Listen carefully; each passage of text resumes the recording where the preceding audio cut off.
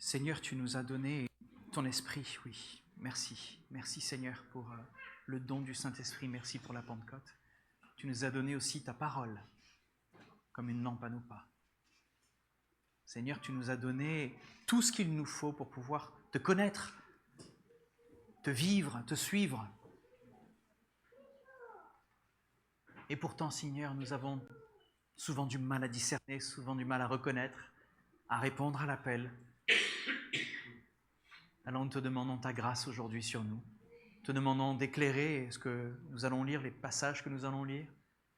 Te demandons sincèrement, Seigneur, ta présence pour ouvrir nos pensées, ouvrir nos cœurs, ouvrir notre compréhension dans toutes ces choses, parce que ces choses sont spirituelles, elles ne sont pas charnelles. Et donc nous avons besoin de toi pour voir et comprendre tout cela. Nous te remercions parce que tu nous as promis, tu nous as demandé et vous recevrez. Tu parlais de ton esprit. Nous te demandons, Seigneur, donne-nous ton esprit encore aujourd'hui, au nom de Jésus. Amen. On vient de vivre un moment de louange digne d'un jour de Pentecôte. Alors oui, c'est la Pentecôte en ce moment.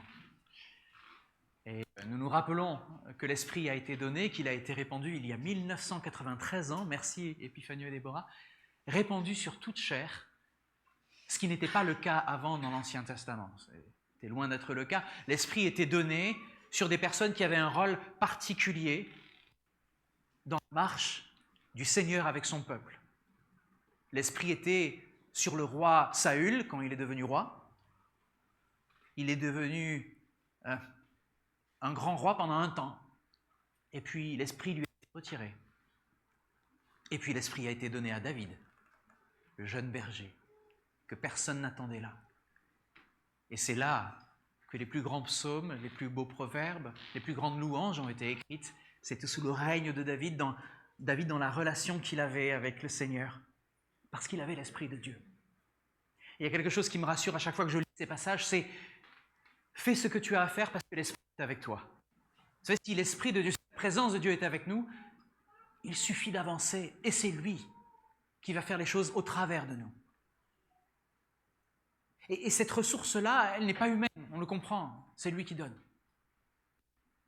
Je n'avais pas prévu de vous dire ça en début de ce message. J'ai préparé un message aujourd'hui qui vient dans la suite de ce que je vous avais enseigné récemment avec les pierres. Vous savez, les pierres qui n'ont pas une forme très très solide, qui sont belles, mais sur lesquelles on ne peut pas trop compter, on ne peut pas construire. Elles ne sont pas taillées, elles ne sont pas raffinées, elles n'ont pas passé par les mains de celui qui vient tailler les pierres pour les placer dans la maison. Et je vous ai dit que vous êtes chacun des pierres vivantes, des pierres spirituelles, des pierres vivantes dans l'édifice de Dieu. Et vous avez vu cette pierre qui avait été un petit peu moins belle, elle avait vécu plus de choses, elle était taillée de part et d'autre, on pouvait se tenir dessus. Si on se tenait dessus, elle pouvait rentrer dans un édifice et d'autres pierres pouvaient se tenir dessus. Et on en a conclu que c'est pas facile, qu'il faut s'aiguiser les uns les autres, il faut se laisser tailler par le grand sculpteur. Et on était resté là-dessus sur le fait que nous avons tous, sommes tous des pierres vivantes, mais que la question c'était pas est-ce que je suis taillé ou pas, c'est quelle est ma place? Quelle est ma place dans l'édifice? Comment je rentre dans cet édifice? Et on sort d'une louange là, et je pourrais sauter directement dans la prédication et dérouler tout ce que je vous ai préparé, mais ça me semblait pas naturel. Il manque quelque chose. On est tous appelés par le même Dieu. On est tous appelés à vivre dans le corps, même si on a aujourd'hui des invités qui viennent nous visiter d'autres églises, qui en profitent. En ce moment, on les accueillera après. Mais on a un corps qui est l'église locale, dans lequel on est appelé à construire. Et souvent, on tombe dans ce piège de dire « il faut faire, il faut agir, il faut passer à l'action, etc. » On tombe dans ce piège sans avoir déjà regardé le plus important, la base de l'édifice. Quand on fait des préparations au baptême, je pose toujours cette question, pour toi c'est quoi d'être chrétien, comment tu vois les choses? Et très souvent j'ai une réponse, il faut servir. Il faut servir Dieu. C'est là que Dieu nous attend, dans le service. Hein, c'est dans l'histoire du fils prodigue, c'est celui qui est resté à la maison qui a tout bien fait. Hein? On veut se voir comme ce fils qui est resté, qui fait tout bien. Mais même ce fils qui faisait tout bien, il n'avait pas compris l'essentiel. C'était la présence du Père. La relation avec le Père. Si aujourd'hui on célèbre un jour, on se rappelle du jour de Pentecôte, c'est parce que le Père nous a dit « Je suis avec toi tous les jours, jusqu'à la fin des temps. Je ne te quitte pas, je ne vais pas enlever mon esprit de toi. » C'est pas vrai. Il a enlevé l'esprit de certains serviteurs dans l'Ancien Testament, c'était l'Ancien Testament. Dans cette nouvelle alliance, il était déjà annoncé que toute chair recevrait l'Esprit de Dieu. Chacun d'entre vous est appelé à vivre avec Dieu dedans. Et je crois qu'on a vécu un moment de louange qui était pour certains très puissant, parce que ce qu'on a déclaré était très fort. Et d'autres ont écouté ça en se disant « Tiens, je la connais cette chanson, je l'ai déjà chantée, elle est pas mal. » Et puis par l'habitude, on l'écoute, et puis on la laisse passer, et puis on regarde l'heure, on se dit « Tiens, qu'est-ce que le pasteur va annoncer aujourd'hui ?» Et on passe à côté de ce temps de louange. J'aimerais juste qu'on revienne sur ce chant où on a cité les noms de Dieu. Juste 2 minutes. Si on peut revenir sur ce slide où il y avait le chant où il y avait les noms de Dieu. Le Seigneur m'a repris pendant la louange, il me dit, on vit tous des choses différentes, mais il y a quelque chose qui est essentiel à comprendre. Ma présence, par l'Esprit, et qui je suis. J'aimerais vous donner une définition un petit peu de la louange, dont on n'a pas l'habitude. Souvent, on écoute la louange pour se faire plaisir, pour s'ambiancer, comme on dit. On s'ambiance, on écoute la louange, on est bien, on se dit « Ah, je suis bien, je suis dans la présence de Dieu et tout. » On s'ambiance. Alors, c'est pas faux, hein, la présence de Dieu, elle est toujours là, je vous l'ai dit, hein, mais des fois, c'est juste une ambiance. Est-ce qu'on a pris conscience de ce qu'on dit? Est-ce qu'on a pris conscience du temps qu'on passe ensemble? Yahweh, c'est le nom, c'est le tétragramme. On ne sait même pas si ça se prononce, Yahweh. On ne sait pas comment ça se prononce parce que le peuple juif n'avait pas le droit de prononcer le nom de Dieu, donc il ne disait pas. Il y avait juste un tétragramme, c'est tout. Mais nous, on dit Yahweh, parce que la distance a été brisée entre la présence de Dieu et nous. On peut rentrer dans sa présence, on a le droit de l'appeler par son nom. On se donne le droit parce qu'il nous a dit « Venez, je vous ai appelé ». Déjà une chose, quand on chante Yahweh, on se rend compte que ce nom-là, on peut le prononcer. Rapha, c'est quoi en hébreu? Le Dieu qui guérit. Vous vous rendez compte que quand on est vraiment en train de louer, je ne sais pas juste dire « Oh Seigneur, j'étais seul, mais tu m'as trouvé, j'étais perdu, mais maintenant tu es là. » C'est pas juste cette notion de se rassurer sur qui on est. Ce n'est pas juste ça. La louange, c'est bien plus que ça. La louange, c'est à prendre conscience de qui Dieu est pour nous et de ce qu'il est pour nous. Prendre conscience qu'on n'est pas dans le faire, prendre conscience qu'on est dans l'être. Comprenez? On est fils et filles de Dieu. C'est notre Père dont il s'agit ici. Et il n'y a pas de distance entre lui et nous, vous comprenez? Le jour de la Pentecôte, Pierre était enfermé à double tour. Vous le savez ça, avec les autres apôtres? Ils avaient des chocottes. Ils claquaient des genoux, comme on dit. Ils avaient peur. Ils avaient peur des Juifs. Ils avaient peur de ceux qui disaient « Ah, vous êtes les chrétiens, on va vous lapider. » Le jour où l'Esprit de Dieu est tombé sur eux, ils ont ouvert grand les portes. Je suis sûr qu'il a pris un escabeau ou un truc, il est allé dans la rue, il a pris ce qu'il a pu et il s'est mis à annoncer l'Évangile à tout le monde. Il n'avait pas peur des pierres, il n'avait pas peur de tout ça. Et ce jour-là, sous la puissance du Saint-Esprit, 3000 se sont donnés à Dieu. Il ne parlait pas de lui-même, vous l'avez compris. Quelques minutes avant, il avait peur, quelques minutes après, il a le feu de Dieu sur lui. Et il annonce les choses. Le Seigneur désire que nous réalisions que c'est dans sa présence que l'on peut faire les choses. Ce n'est pas juste d'une manière intellectuelle, c'est réellement une présence qui nous anime, qui nous donne cette puissance. On ne peut pas servir sans le Saint-Esprit, vous comprenez? Je ne pouvais pas démarrer ce passage où je vais parler du service sans parler de l'être. Parce que peut-être qu'on prenait un autre angle et une mauvaise direction. Mais je veux que vous compreniez que quand je vais parler de service, on démarre par l'être. Nous sommes des serviteurs inutiles, à la base. Le Seigneur peut nous utiliser, nous reprendre, il peut nous rappeler quand il veut. C'est son choix. Mais pendant qu'on est là, vivons dans la présence du Père qui nous aime. Réalisons cela. Continuons. Elohim. Elohim, c'est le Dieu créateur. C'est le nom de Dieu de la Genèse. C'est un Dieu pluriel. D'ailleurs, dans ce nom, C'est un Dieu, mais il y a un pluriel. Et j'en parlais avec un rabbin messianique, donc c'est un rabbin qui a cru en Jésus. Et il m'expliquait que Elohim, c'est le Dieu d'une grappe de raisin. C'est un ensemble, il est indissociable, mais il y a plein de choses dedans. C'est un pluriel. Et on se demande pourquoi pluriel. Tu parles à un chrétien, il va dire c'est le Père, le Fils et les Saint-Esprit. Oui, parce qu'on le voit dès la Genèse. Dieu annonce les choses, le Verbe, la parole, c'est Christ. Il a été manifesté comme étant le Fils de Dieu, Christ, la parole. Et son esprit planait au-dessus du vide, au-dessus des eaux. L'Esprit de Dieu. Et à chaque fois qu'on regarde des passages très importants, on voit la présence du Père, on voit la présence du Fils, la parole, et on voit la présence du Saint-Esprit. Elohim, le Dieu pluriel. Shaddai, qui peut me dire ce que c'est Shaddai? La puissance. C'est le Dieu tout-puissant. Quand vous louez le Seigneur et que vous annoncez son nom, pour moi, tu es le Dieu tout-puissant. Tu peux changer les temps, les circonstances. Si vous déprimez, si vous ne savez pas de quoi demain sera fait et que vous mettez votre confiance dans votre Dieu, El Shaddai, mais tu es tout puissant, tu peux changer tu peux retourner les portes, tu peux retourner la table qui est devant moi. Tu peux tout changer d'un moment à l'autre. Si seulement tu fais confiance dans la bienveillance de Dieu vers toi. Si tu as compris que la Bible, ce n'est pas juste des mots qui s'enchaînent, mais une compréhension du cœur de Dieu, de qui est Dieu lui-même, de comment il pense, comment il voit les choses, qu'est-ce qui est important pour lui, qu'est-ce qui est moins important pour lui. Si tu comprends que la Bible, ce n'est pas juste un texte sacré, mais c'est un mode d'emploi pour comprendre qui est ton Père, combien il t'aime, qu'est-ce qu'il a mis en place pour te sauver, pour te ramener à lui. Oh, tu vas te régaler à chaque fois que tu tournes les pages, tu vas dire parle-moi, je veux savoir qui tu es, comment tu vois les choses, je veux changer ma manière de te voir, ma manière de voir les choses.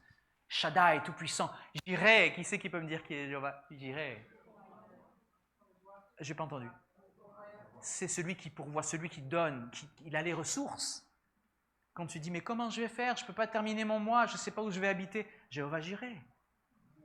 Hein? Quand tu chantes j'irai, ça ne veut pas dire que tu vas y aller, ça veut dire que Dieu pourvoit.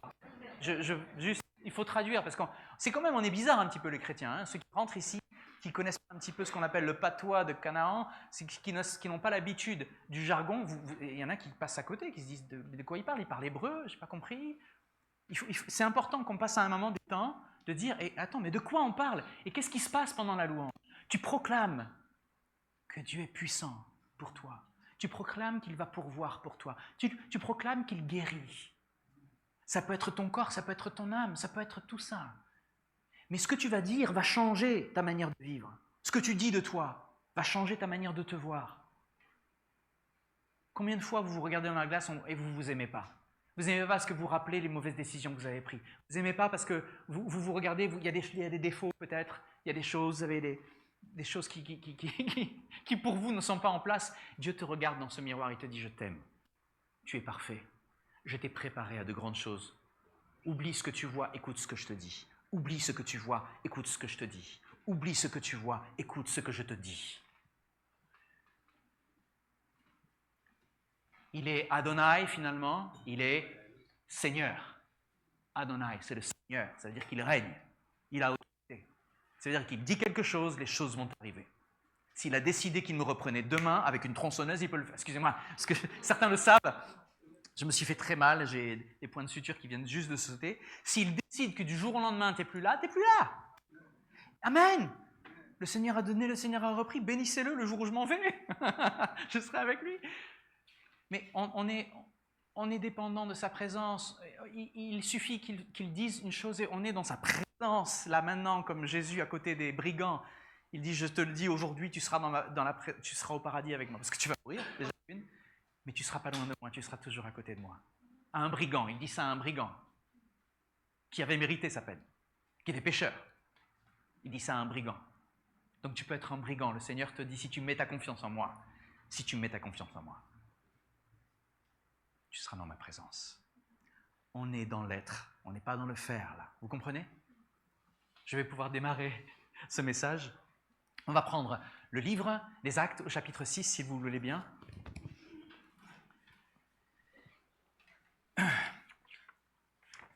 Donc, comme je vous l'ai expliqué, c'est une suite. C'est la suite de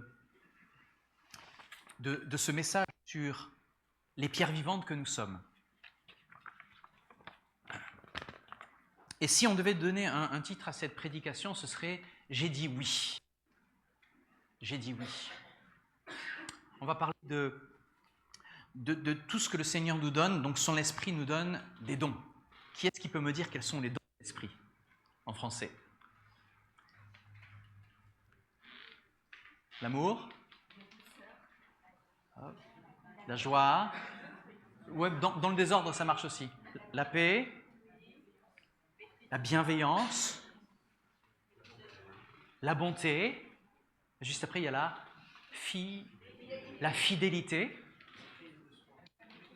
la maîtrise de soi, amen.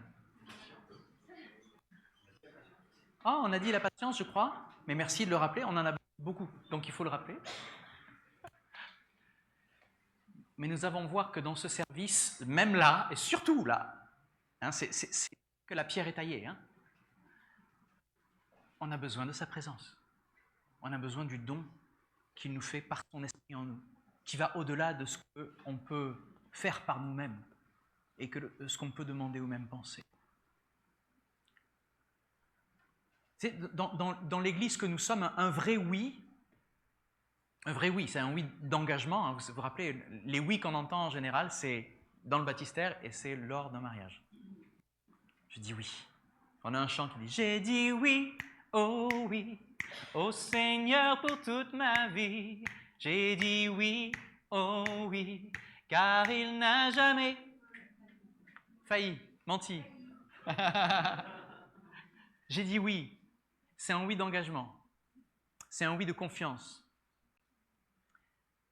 Et ce oui-là, il ne va pas naître de la peur d'être inutile et ni du désir d'être indispensable. Il y a des extrêmes, on va parler de ces extrêmes. Mais ce oui, il naît d'un cœur qui se voit dans le corps, c'est-à-dire dans l'Église locale, dans le corps que nous sommes ici. Nous sommes un corps. Il va discerner sa place. Ce oui, il va discerner sa place avec le temps, pas tout de suite. Et il va servir avec fidélité. C'est un des dons, hein, de l'esprit, pour la gloire de Dieu. Tout cela, c'est pour... Manifeste-toi. Elohim Adonai se manifestera. Quand on dit se manifestera, est-ce que ça veut dire on attend que tu te manifestes? On croise les bras, on attend? Ou est-ce que ça veut dire il va se servir de chacun d'entre nous pour se manifester? Beaucoup d'entre nous attendent qu'il se manifeste comme ça. Oh, ça va, je fais confiance en Dieu, là, pour l'instant, je ne bouge pas. J'attends. Mets-toi en action, écoute-le, prie, il va te donner des choses, il va te donner des choses à faire. Si tu n'entends pas bien, prie avec des frères et sœurs, ils vont t'aider aussi. En qui tu as confiance, avec qui tu fais tu partages tes fardeaux, tes études bibliques, ils vont t'aider à grandir. Tout ça, c'est pour la gloire de Dieu. Donc on va répéter cette phrase assez souvent, c'est « Je ne suis pas inutile, mais je ne suis pas tout le corps. J'ai une place. Je ne suis pas inutile, je ne suis pas là pour rien faire, mais je ne vais pas tout faire non plus. » Souvent, on tombe dans l'un ou dans l'autre. Donc on va parler un petit peu de ces extrêmes. J'ai 4 mouvements à vous donner pour pouvoir parler de ça. C'est qu'un besoin dans l'Église, le plus petit besoin soit-il, c'est pas juste du pratique, c'est profondément spirituel et on va voir pourquoi. On va voir aussi que les petits services, même ceux qu'on pense dénigrer nous-mêmes, quand on se dit « Ah, mais c'est pas la prédication, c'est pas l'enseignement », on va voir qu'il faut une vraie maturité spirituelle pour le faire. Il en faut. Que dire oui à Dieu, c'est mon 3e point, ce sera mon 3e point, ça ne veut pas dire oui à tout. On pourrait se jeter sur la prochaine tâche, mais peut-être qu'on va prendre la place de quelqu'un, on va en parler. Et on va voir finalement que quand chacun sert à sa place, la parole avance. Et sache aussi que ta place peut évoluer dans le corps. Vous savez, on est taillé pour entrer dans l'édifice, mais Dieu fait ce qu'il veut. S'il veut placer une pierre à un autre endroit, s'il veut construire une dépendance ou une autre église, il va prendre une pierre, il va la mettre ailleurs, il va faire ce qu'il veut. Mais nos ministères aussi, ils vont évoluer, ils vont changer, ils vont travailler ensemble. Vous savez, tout ça, le service n'est pas une question de ministère, c'est une question de relation avec le Père, une relation les uns avec les autres, où l'on se trouve au fur et à mesure. s'adapte aux situations. On fait preuve de flexibilité et surtout, d'écoute à ce que l'Esprit nous dit. Et tout ça dans l'amour. Ça ne peut pas mal se passer. Ça ne peut pas mal se passer avec ça. Dans la présence du Père, ce n'est pas possible. Et je vous l'ai dit souvent, et je l'ai dit aussi à nos amis à l'église réformée à Saint-Germain, qui nous visitent aujourd'hui. C'est comme ça qu'on doit lire Matthieu 18, quand 2 ou 3 sont rassemblés en mon nom, je suis au milieu d'eux, parce que c'est dans la résolution des difficultés auxquelles on fait face dans le service que le Seigneur montre sa présence, donne le pardon, la maîtrise de soi, la patience, la joie. Donc il y a souvent 2 attitudes opposées dans l'Église, il faut le dire. D'un côté, qui c'est qui veut faire un côté? Sam, tu veux faire un côté? D'un côté, il y a ceux qui pensent « je ne suis pas capable ». Si Sam, tu es capable, ne t'en va pas, c'est trop tard. Je ne suis pas capable, je n'ai pas grand-chose à apporter. D'autres vont faire mieux que moi, c'est sûr. Et je le pense encore d'ailleurs. Ça. D'autres feront mieux que moi. Je ne suis pas assez formé, je n'ai pas fait assez d'études, je ne connais pas assez. Je ne sais pas par où commencer. D'un côté, on a ça. Et parfois, derrière cette phrase, au fond, je ne suis pas capable, une vraie humilité. Il y a une réelle humilité de celui qui se dit, je vois mes limites, je vois mes faiblesses. Et parfois, il y a aussi la peur. Il y a aussi du confort. Je ne suis pas capable. Puis 2 heures, c'est long. Du confort. Ou une mauvaise compréhension de ce qu'est le service chrétien. On n'a pas encore compris comment on sert. Et de l'autre côté, il y a ceux qui disent oui à tout. J'espère que vous voyez ce que je veux dire. Il y en a qui sont là et qui veulent absolument répondre à tous les besoins parce qu'ils n'ont pas seulement ce cœur du serviteur, mais qui se disent mais il faut faire quelque chose. Il y a quelque chose à faire, il faut le faire. Et si personne ne le fait, je vais y aller. Parce qu'il faut que ce soit fait. Vous savez, c'est des types de caractères dont on parle ici. Et l'Église est faite de tous ces types de caractères. Il faut le connaître, l'accepter et l'apprécier. Donc, ceux-ci vont servir partout. Ils veulent aider tout le monde. Ils prennent toutes les responsabilités si c'est possible de le faire. Ils sont toujours disponibles, toujours présents, mais aussi toujours sollicités. Jusqu'au jour où à un moment, physiquement, c'est plus très possible. À un moment, tu te trouves limité par tes propres forces. Au début, ça semble admirable. Je ne dis pas que c'est mauvais d'avoir des personnes comme ça. Mais parfois, derrière ce zèle, il y a aussi autre chose. Il y a le besoin d'être utile. La peur de ne pas être nécessaire. L'envie d'être reconnu aussi. Ça peut arriver. Quand on n'a pas été reconnu dans notre famille et qu'on a une nouvelle grande famille, on a envie qu'on se dise « Ah, finalement, il y a des gens avec qui je suis utile. J'espère qu'ils vont voir que je les aime au travers de mon service. » C'est un petit peu le fils aîné dans le fils prodigue. Il restait là, et peut-être qu'il pensait que son amour pour le Père, c'était dans le service, mais en fait, il était passé à côté du véritable amour du Père, qui était simplement sa présence. Sans avoir à faire quoi que ce soit, le Père l'aimait déjà. Et c'est ton cas, le Père t'aime déjà. Que tu en fasses trop ou que tu fasses rien, le Père t'aime déjà. Et je vous l'ai dit, la plupart du temps, c'est vraiment sincère, c'est de dire, si personne ne le fait, il faut le faire, donc je vais le faire. Donc, on a 2 dangers ici. Le premier danger, c'est la passivité spiritualisée. Tu es passif, je fais rien, mais je dis que c'est parce que je ne suis pas capable. Ah non, mais c'est trop compliqué. C'est pas pour moi. Le deuxième danger, c'est l'activisme spiritualisé. Je fais tout. Mais je dis que c'est parce que je veux servir Dieu. Vous voyez les 2 penchants dans lesquels on peut tomber. Et la Bible, ce qui est merveilleux quand on vient comprendre ce que montre la Bible et comment elle parle, elle vient justement corriger ces 2 extrêmes.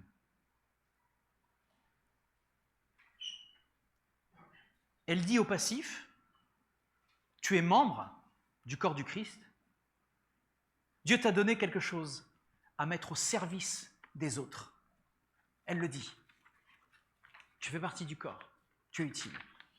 Mais elle dit aussi à l'activiste, tu es membre du corps du Christ, mais tu n'es pas tout le corps.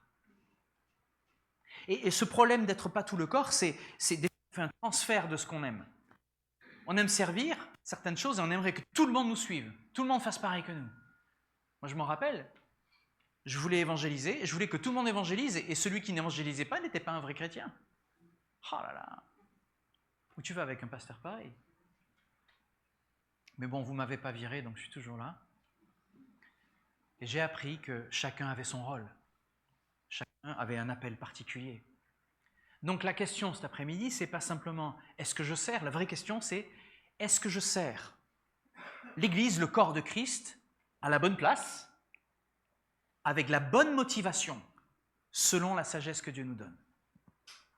La dernière fois, je posais la question de quelle est ta place. Maintenant, je pose la question de ta motivation dans le service. Donc le titre de cette prédication, c'est « J'ai dit oui ». Vous avez dit oui à quoi? Ça, c'est le nom d'un livre sur le mariage, d'ailleurs. Vous avez dit oui à quoi? Donc attention, il ne s'agit pas de dire oui à tout, il s'agit de dire oui à Dieu. Pas juste au service, pas juste aux frères et sœurs. C'est à Dieu qu'il faut dire oui. On va prendre acte 6, on va lire les versets de 1 à 7. Et je vais demander à celui qui désire lire, qu'il prenne la parole et qu'il lève la voix. Que le premier qui trouve le lise. Comme le nombre de disciples cessait d'augmenter, des tensions surgirent entre les disciples grecs et ceux qui étaient nés en Israël.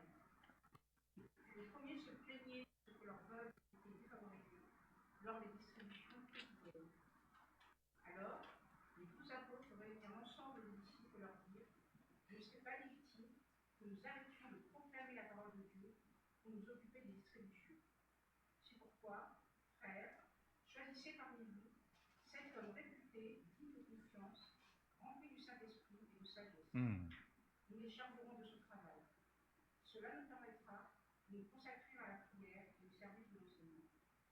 Cette proposition convainc à tous les disciples. Ils élurent Étienne, un homme plein de foi et d'Esprit Saint, ainsi que Philippe, Procor, Nicanor, Simon, Parménas et Nicolas, un non-juif originaire d'Antioche, qui s'était converti au judaïsme. Ils les présentèrent aux apôtres, qui prièrent pour eux et leur imposèrent la main. Amen. Tu veux lire le dernier verset, le 7 aussi? Le 7. Oui. La parole de Dieu se répandait toujours plus. Le nombre de disciples s'accroissait beaucoup à Jérusalem, et même de nombreux prêtres obéissaient à la foi. Merci beaucoup Gloria. Est-ce que vous avez tous entendu? Bon, vous avez aussi le texte ici. Donc je vais faire un questionnaire à la fin pour savoir si vous vous rappelez les noms des 7 disciples. Vous serez notés. Ça va, vous êtes avec moi? Bon, vous le connaissez, c'est le passage où on voit la naissance des diacres dans l'Église. Donc dans ce passage, l'Église de Jérusalem grandit à grande vitesse. C'est une période qui est magnifique. On veut le vivre ici, on veut le vivre à Ruel, à Montesson, à Chatou, au Vénet. C'est une période magnifique. Il y a des hommes et des femmes qui viennent à la fois, par centaines, et la parole se répand. Et donc la communauté chrétienne grandit, elle se développe. Mais au milieu de cette croissance, il y a un problème. C'est bien quand on grandit. Mais quand on grandit, il y a des problèmes à gérer. Il y a des veuves dans le peuple grec, donc les veuves des hellénistes, ok? Elles sont négligées. Il n'y a pas de distribution pour elles. Donc, les hellénistes étaient certainement des juifs de culture grecque. C'est pour ça qu'on les appelle hellénistes. Ils sont juifs, mais ils sont nés avec une culture qui est grecque. Ou alors ils venaient de la diaspora. Ok? Et donc les Hébreux étaient beaucoup plus proches de la culture juive locale. Vous comprenez ça? Il y a un petit peu de préférentisme. Ça ne peut pas s'empêcher. Donc ils étaient plus proches de ceux qui venaient de Jérusalem. Est-ce que c'est juste? Oh là là. Est-ce que c'est juste? Non. Ah d'accord. Vous êtes avec moi? Oui. Je sais qu'il fait chaud, je sais que c'est dimanche après-midi, vous avez mangé des pâtes, peut-être c'était une erreur. Il ne fallait pas manger la choucroute. Donc dans la même église, il y a une tension. Il y a un groupe qui se sent oublié. Il y a des veuves, des femmes vulnérables, et elles ne reçoivent pas l'aide qu'elles devraient recevoir. D'accord? Elles sont laissées de côté. Donc ce n'est pas un petit problème. C'est un problème pratique, oui. mais c'est d'abord un problème qui est spirituel. Vous allez dire, mais comment? Elles n'ont pas de choucroute, c'est tout. Vous me suivez ou pas? C'est un problème d'amour. On les a laissés de côté. On ne les a pas considérés. C'est aussi un problème d'unité. L'Église n'est pas juste un clan de gens qui nous ressemblent et qui pensent comme nous et qui voient comme nous et qui s'alignent entièrement comme nous on pense. C'est un problème de justice aussi. Certains mangent et d'autres ont faim. Ça vous rappelle un peu Corinthiens, hein? C'est un problème de témoignage aussi.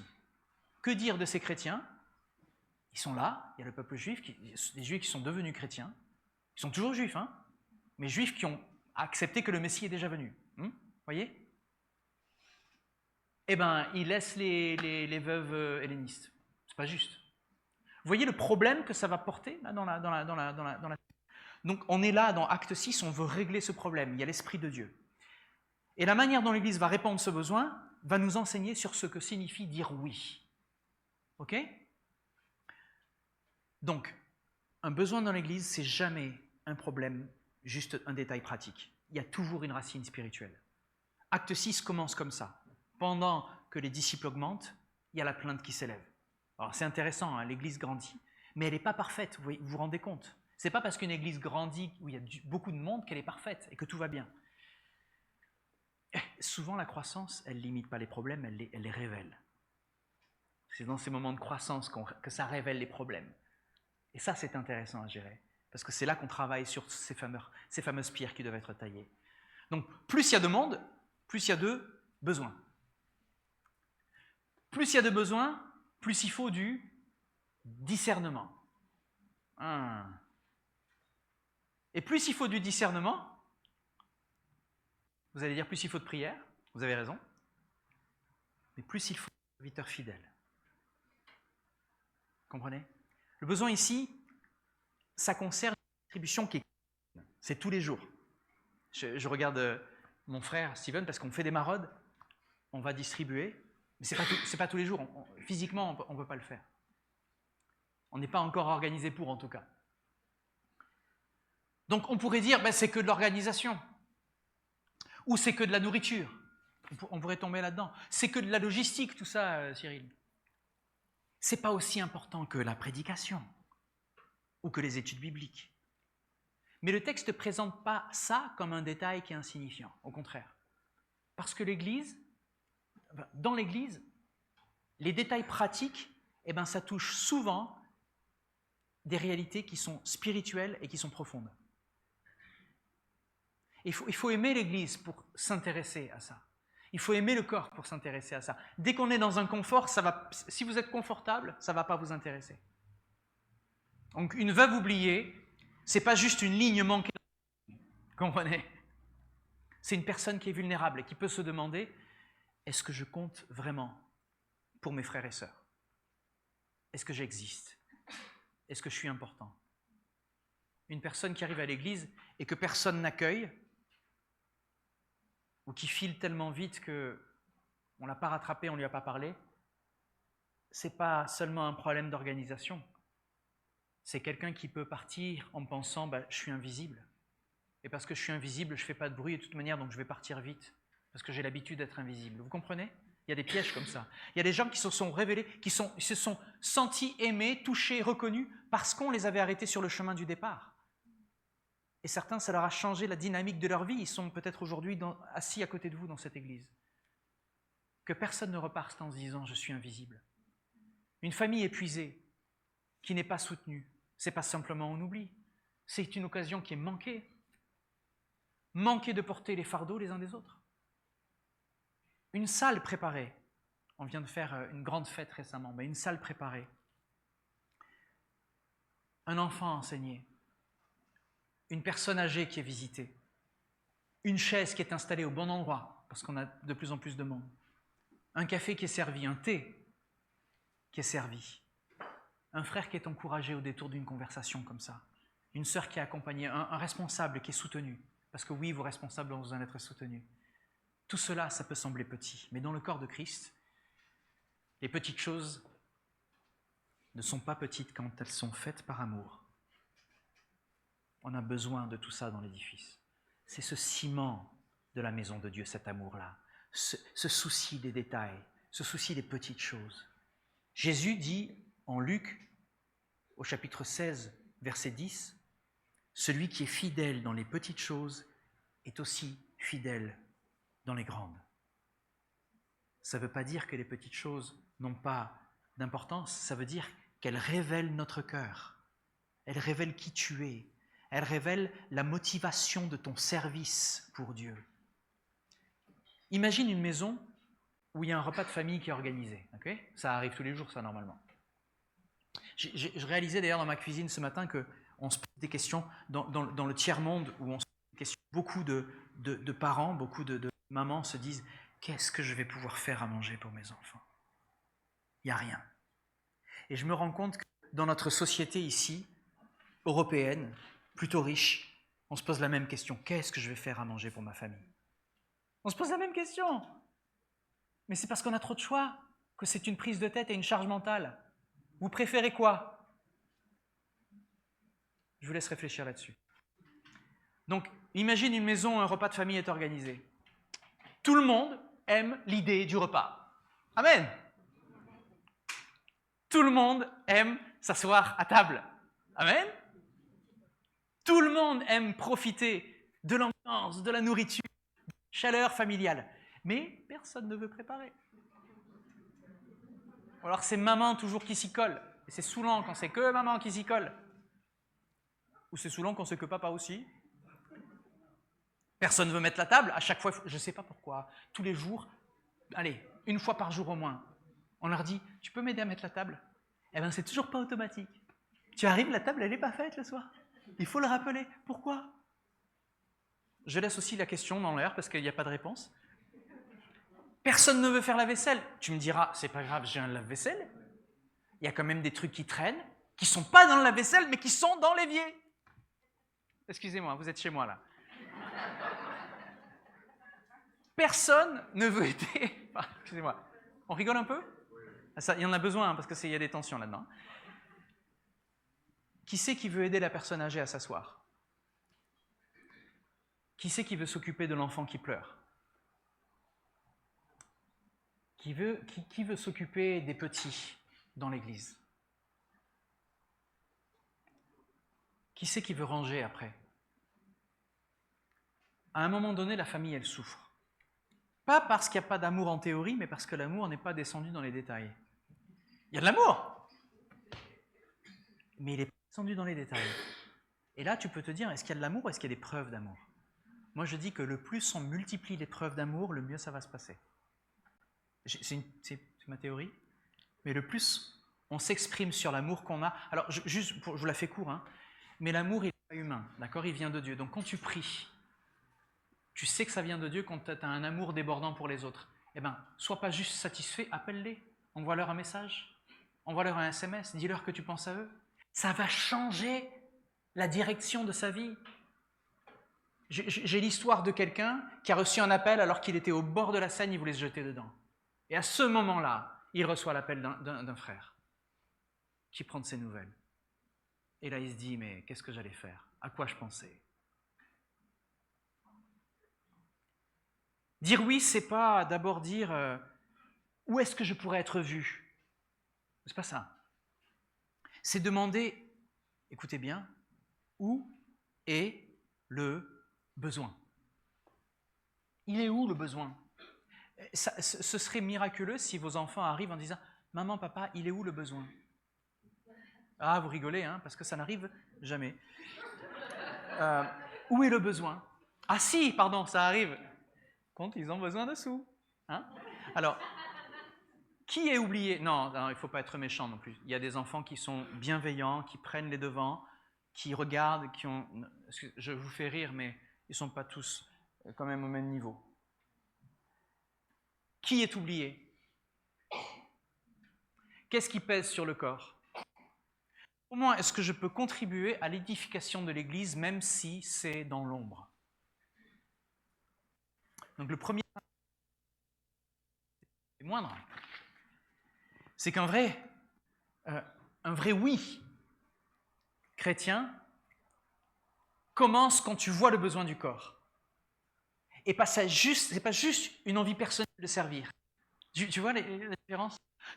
C'est pas juste de dire à quel endroit je vais pouvoir être utile. C'est pas ça la première question, c'est je regarde ce qui se passe et je regarde où sont les besoins. Vous savez que dans une entreprise, quelqu'un qui prend des initiatives et qui reconnaît des besoins et qui va chercher à y répondre, cette personne, moi je vais la promouvoir, je vais la mettre manager. Et je vais arranger son salaire aussi. Parce que ces gens-là sont rares. Ceux qui cherchent où il y a un besoin et qui cherchent à trouver des réponses créatives pour pouvoir y répondre. C'est rare. Mais dans la présence de Dieu, dans l'intimité avec le Seigneur, il nous montre comment répondre à ces choses-là. Je vois que le temps passe, je ne vais peut-être pas finir, je continuerai une autre fois, c'est pas grave, parce que je sais qu'il fait chaud, donc je finirai peut-être pas. Mais il y a une grande différence entre ces deux phrases. J'ai envie de faire quelque chose et le corps a besoin de quelque chose. Je vais faire court, parce que c'est un petit peu le message d'aujourd'hui. Tu ne choisis pas ton ministère. Tu fais pas, c'est pas pick and choose. Tu n'es pas dans un magasin où on dit tiens, ça, il y a une belle couleur là. Ah oui, mais c'est un petit peu trop grand. Tiens, ah là, c'est pas mal. Ah, le ministère des ados, c'est bien. C'est ça. Mais non, ça c'est un peu trop dur. Ça, ce service-là, c'est pas mal, mais je finis tard, ça m'arrange pas. Il est où le besoin? À quel endroit je vais prouver que c'est de l'amour quand c'est du sacrifice? Quand ça me coûte, c'est là que je prouve que c'est de l'amour. Si c'est gratuit, si je ne fais aucun effort, est-ce que c'est de l'amour ou c'est du confort? Je pose des questions, elles restent en suspens, hein, vous répondrez vous-même, c'est chacun entre soi et Dieu. Bien sûr, Dieu peut mettre en nous un désir, mais ce désir doit être soumis à l'amour du corps. Il doit être soumis à l'amour du corps, aux besoins réels. Et là, tu penses à ta famille aussi, hein, c'est pas juste l'Église, c'est ta famille aussi. À la sagesse des responsables et à l'édification de l'Église. Parce que oui, nous, en tant que responsables, on a cette responsabilité de savoir à quel moment on peut dire à telle personne « Et qu'est-ce que tu penses de ça? Est-ce que tu voudrais bien servir là ?» C'est une tâche importante et difficile. Et je vais conclure avec un des points qui aurait dû être un développement, mais je vais conclure avec ça. C'est que les petits services demandent une véritable maturité spirituelle. Je vous avais dit qu'on en parlerait. C'était mon point 2, donc les points 3 et 4, on les fera une autre fois. Mais regardons la réponse des apôtres. Vous êtes avec moi? On regarde là, comment ils ont répondu, les apôtres. Ils disent en résumé, il ne convient pas que nous laissons de côté la parole de Dieu pour servir aux tables. Ok? On ne va pas arrêter de prêcher pour aller donner à manger aux veuves dans la rue. Choisissez parmi vous 7 hommes de qui on rende un bon témoignage, remplis de l'esprit et de sagesse. Nous les chargerons de cet emploi. Pour nous, disent les apôtres, nous continuerons à nous appliquer à la prière et au ministère de la parole, l'enseignement. Voilà, on a défini notre rôle. Et donc vous allez choisir parmi vous des personnes qui vont pouvoir servir. Il faut bien comprendre ce que les apôtres sont en train de dire. Ils ne disent pas « servir aux tables, franchement, c'est inférieur ». Ce n'est pas ce qu'ils sont en train de dire, loin de là. Ils ne disent pas « ce travail-là, bon, ce n'est pas spirituel, donc ce n'est pas pour nous ». C'est le contraire qu'ils disent. Ils ne disent pas « ce n'est pas digne de nous ». Non. Ils disent « nous avons reçu une responsabilité qui est particulière ». La prière, le ministère de la parole. On ne doit pas abandonner cette responsabilité parce qu'il y a des besoins. Le besoin des veuves, il est réel, on le reconnaît. Il faut donc des personnes qui soient qualifiées pour répondre à ce besoin. Vous voyez la démarche? Et là, le texte, il nous frappe. Pour s'occuper d'une distribution de nourriture quotidienne, on ne choisit pas des gens disponibles. Non. On choisit des hommes de bons témoignages, remplis de l'esprit et remplis de sagesse. Pourquoi est-ce qu'il y a autant d'exigences pour un service qui semble tellement pratique? Tu vas me dire. Après tout, il faut servir aux tables. Parce que dans l'Église, un service pratique reste un service qui est spirituel. Distribuer la nourriture, ça peut créer de la jalousie. D'ailleurs, c'était le cas. Des tensions. Si vous savez, on peut en parler, Steven peut vous en parler. Dès qu'on a démarré, ici dans cette église, Main de l'Espoir, certains venaient trouver les repas en disant « Ah ouais, mais non, mais moi je ne mange pas ça. » Si tu te rappelles, ça te fait rire? Ah non, mais ça c'est non. Mais attends, mais tu n'as rien à manger, tu viens parce que tu as faim et tu refuses même que tu viens choisir en plus. Attends. Il faut de la sagesse pour pouvoir parler à ces personnes. Il faut de l'intégrité pour pouvoir les autres aussi. Il faut de la maturité. Cela nous enseigne quelque chose qui est primordial, qui est très important. Dans l'Église, il n'y a pas de service spirituel d'un côté et les services de l'autre. Vous comprenez? Je termine là-dessus parce que le temps est vite. Comme si les services étaient nobles, dignes de louange, et que les autres, ils étaient secondaires et bon, bof. Non, ça n'existe pas. Et là, je viens de parler juste de servir la nourriture. Donc, il y a différents services, différents appels, différentes responsabilités, mais tout doit être fait devant Dieu. 1 Pierre, chapitre 4, verset 10, il nous le dit, que chacun mette au service des autres le don qu'il a reçu comme un bon administrateur de la grâce de Dieu. Donc, servir, c'est administrer une grâce qui est reçue. Je vais terminer là-dessus, on va prier là-dessus. On continuera ce message la prochaine fois, je vous parlerai de mon passage à l'hôpital. J'ai remarqué que j'ai posé plein de questions avant qu'il m'endorme. Peut-être c'est peut-être pour ça qu'il m'a un sédatif, pour me calmer. Je posais trop de questions. Je demandais à chacun, et vous faites quoi exactement en fait? Quel est votre rôle? Comment vous travaillez avec les autres? Je trouve ça fabuleux. Parce qu'ils savent, dès que tu rentres dans un... Bon, ce sera pour la prochaine fois. Je vais vous inviter à prier sur ce que le Seigneur nous a montré dans Actes et ce qu'on a pu en recevoir et en comprendre. Et on va demander au Seigneur de faire ce que nous ne sommes pas capables de faire, c'est de faire ce travail en nous par son esprit. D'accord ?